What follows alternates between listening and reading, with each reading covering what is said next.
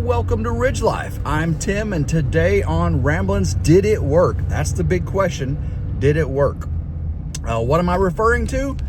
Well, you guys hopefully have seen today's video on Ridge Life, where I attempted to solve my freezing problem in the Ridge crib. Oh my gosh. This, last night, it got down to 8 degrees Fahrenheit. That's cold, guys. For West Tennessee, that's cold. I know some of you up in Wisconsin and the upper peninsula of Michigan and Canada, all you guys up there going, 8 degrees, that's a heat wave. Oh my goodness gracious. Well, for down here in West Tennessee, that is cold. Cold. So, I tried a few things, and did they work? So, in the video today on Ridge Life, I went up to the storage area on the Sanford and Son Road leading up to the Ridge barn house build area, and I got all the old underpinning 4-inch polyurethane foam panels that I used last year. You know, I'd cut and numbered. Well, the numbers didn't quite make it through the season, so kind of got out of order. But that wasn't the real problem. The real problem was I cut them to tightly fit under the Ridge crib. Well, when you put the Ridge crib back in its spot, every time I take it places, I don't always jack it up and down to the exact height. So this time it wasn't too low, it was too high. It had a bigger gap than it should have had, which really wasn't that big a deal because I ended up bringing all those extra panels and I just, double paneled it, and I think it sealed pretty good. So the day before, it got down to 13. The night before. It was 8 last night, 13 the night before. So almost half the temperature, right? So on the 13 degree night, the electric space heater was not keeping up. It was staying in the 50s. I could put it on 80 and it would still stay in the 50s. I had to have the propane camper heater on, and even then it was cold. The floor was freezing, and that was what it was when it was 13 degrees. So I put the underpinning on. Now you gotta remember, the underpinning was put on after days of sub-freezing temperature. So the ground under the camper was very, very cold. It was frozen. So whenever I boxed it all in, it started to slowly thaw from the heat, coming from the camper, because the bottom of that camper is not well insulated. It is not a 4-season camper, barely even a 2-season camper. So I think if I'd have underpinned it before the sub-freezing temperatures came, it would have been a lot better results. I think the next freeze, I'm going to have better results, but I digress. So I put it on there, and last night with 8 degree temperature, I could immediately feel a difference, okay? Because it was staying well in the 50s and actually got up into 60 degree inside with the electric space heater without the propane. Okay, but then when the night hit that 8 degree temperature, it was cold. Okay, I heard the propane heater kicking on, and but when I got up, the floor was much warmer than it was the night before with 13 degrees. So that it definitely makes a difference. The wind whistling under it, that blocks the wind chill.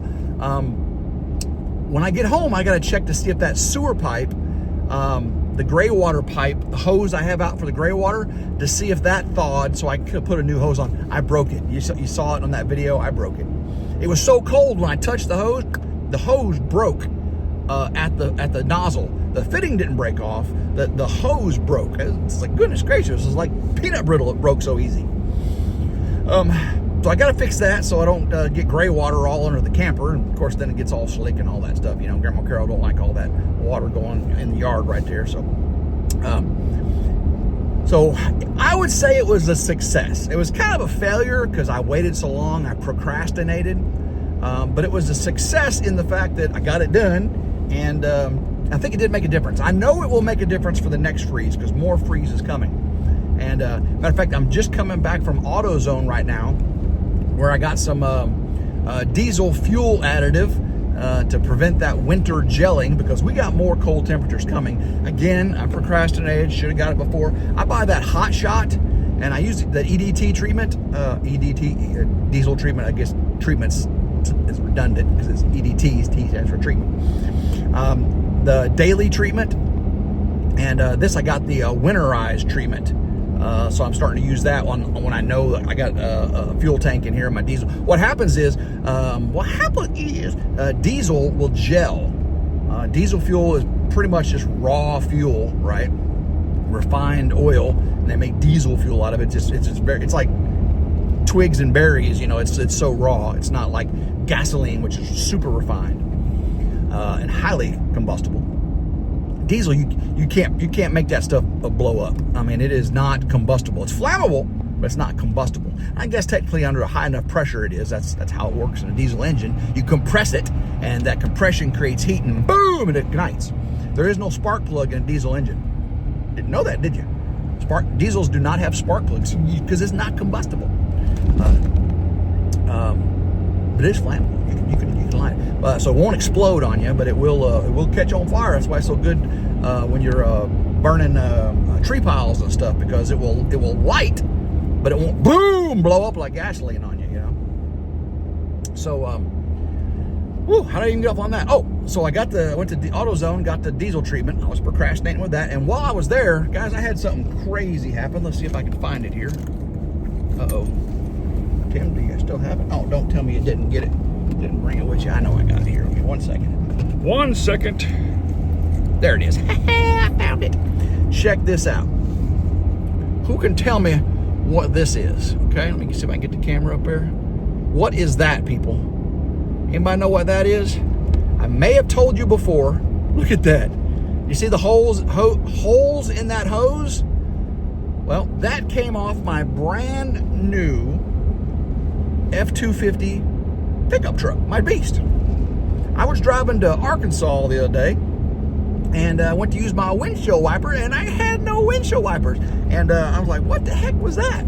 So me and David opened up the hood, and I was like, man, I squirted it, psst, it went everywhere. Well, what I found was a mouse had gotten up under my hood. Let me see if I might do a thumbnail right there. Look at that. Woo! A mouse had gotten up under my hood and eaten this. Because see, I drive the SRT, was driving it to work, and then I would drive this to haul things around and do ridge farm work type stuff, you know, or go on trips and stuff, because this is a newer vehicle, a lot less miles on it. So a mouse had decided to take up residence. What else did it eat? I looked around, I didn't see, I might have any check engine lights or any issues or anything.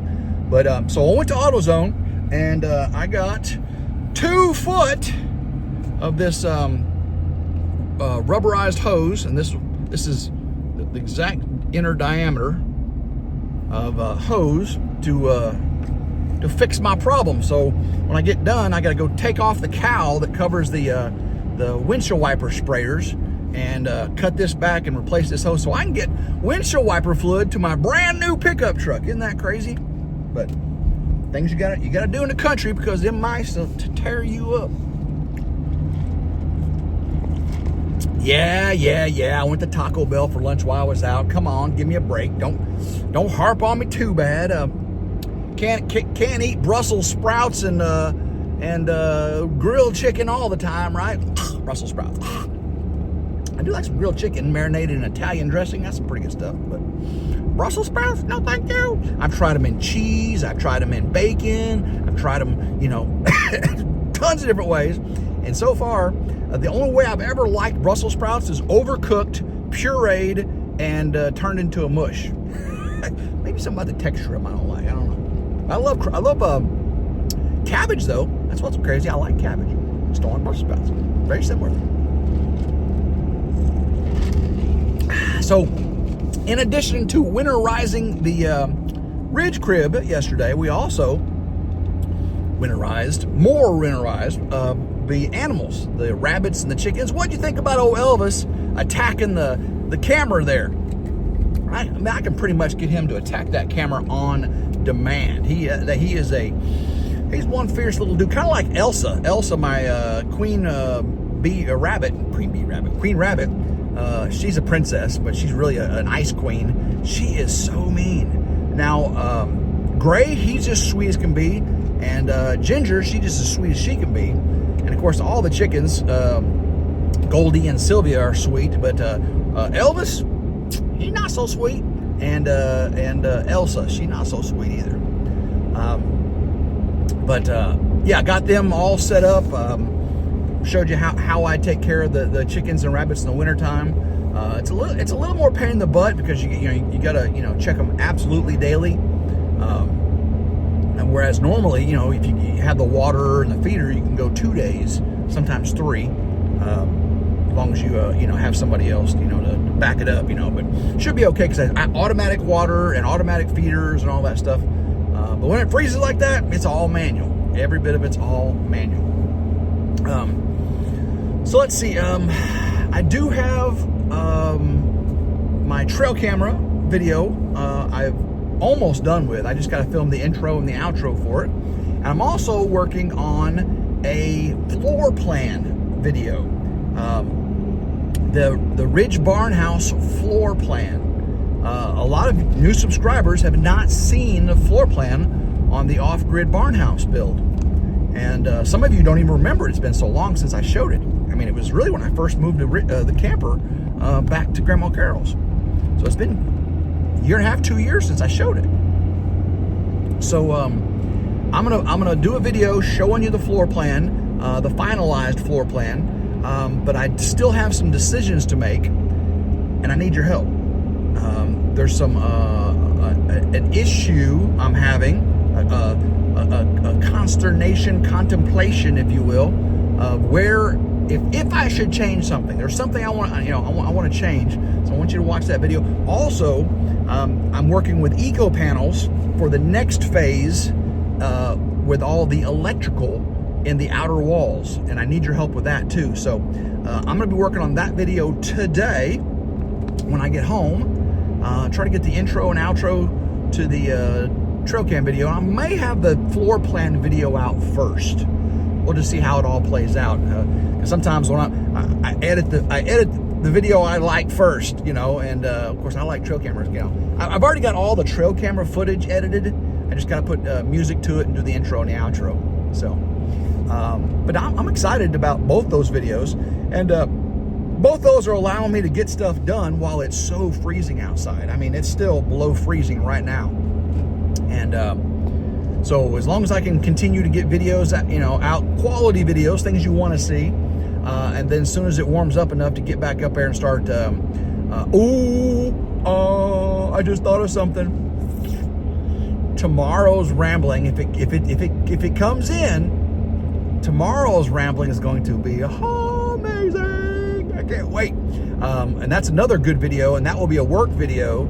The rambling won't be a work video, but what the rambling shows you will lead to a work video. That's right, do a little work.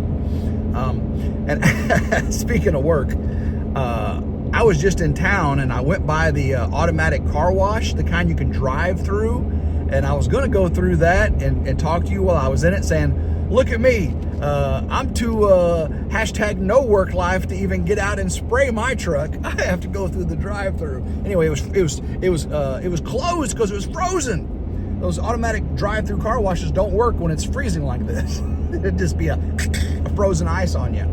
So yeah, that didn't quite work. So I kind of missed that opportunity. But I still told you the joke though. I thought it was pretty fun. Well, I had a good live stream last night on RidgeLife. That was fun. Gave away some work-life coffee. Hopefully, Jan, she won her work-life coffee. Oh, Dan, I forgot to bring it to the post office today. I do apologize, Dan. I will get that mailed off by the end of the week for sure. I got a box. I've got wrapping paper. I just got to label it and take it up to the post office. Pay the exorbitant amount to get it there late. Thank you, United States Postal Service. Pay extra to get there late.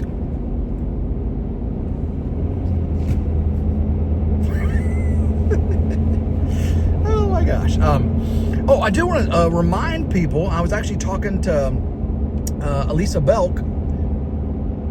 If you're a member of RidgeLife channel, the upper 2 tiers of RidgeLife memberships get you 10 and 15% discounts on my RidgeLife Bonfire merch store. So if you join the RidgeLife channel, you get the special badges and all the special emojis, and I send pictures of things I'm doing ahead of time, so the members get to see it first, and little shorts, and occasionally a member-only video. But you also get, for the second level, you get a 10% discount on Bonfire, and for the top level, you get a 15% discount on Bonfire, which can be significant. But you could always just change your membership, buy your stuff from Bonfire, get the discount, and then change it back, because you'll get the code. So yeah, once you become a member, in the perks area, it will give you a special member-only discount code to use on Bonfire.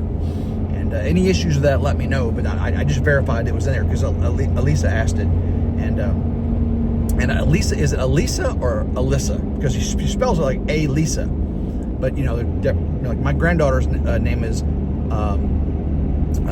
my daughter's name is Alyssa. And then Mike from DD5's wife is Lissa. And then this is Alyssa. So, Elisa, if I'm pronouncing it, let me know in the comments, Elisa, how you pronounce it. A-Lissa or A-Lisa? However you want to figure that out, I don't know. But that was a fun live, and I just want to shoot. Based on that, I want to remind people, your memberships, which are 100% voluntary, you still get all the videos, except for occasional members get occasional special things, but all the major videos you get them free on RidgeLife. You got to pay to get the main content. I'm never gonna not show you the house build because you're not a member, but you may get to see the house build first if you're a member, or you may get to see things I'm getting ready to put in the house build, or new equipment that may be coming in tomorrow that is gonna make a game changer on the Ridge. That's tomorrow. That's right. That's gonna be a good one. It's supposed to come in tomorrow. Said by 7 p.m. Of course, if it comes in at 5 p.m., I'll already have the rambling out probably, so it'll be on the next day's rambling. Okay. Well, guys, I appreciate all of you. I'm almost home. Got to see if I can figure out how to get this hose on. I got to take off the front cowl where the sprayer nozzles and all that stuff are. So I love every single one of you. I'll be talking to you again tomorrow on RidgeLife Ramblings. So until next time, I hope everyone has a blessed day. Keep rambling and go RidgeLife. Woo!